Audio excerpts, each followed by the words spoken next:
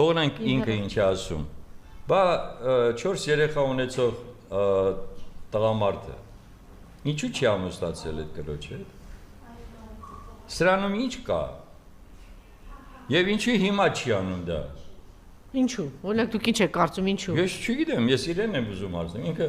մի անգամ Կարմեն Դավթյանին ասել է, որ ինչ որ առանձնահատկություններ կան, ինչ կան, չգիտեմ։ Ինչ առանձնահատկություն։ Ես ինչ գիտեմ, դա իրեն է պետք է ասել։ Ես ընդհանրապես դա եմ լսել։ Ես հիմա ուզում եմ հասկանամ, դա նորմալ է։ Չէ, ով է իրեն այդ բարոյական իրավունքը տվել։ Դա նորմ է, հա։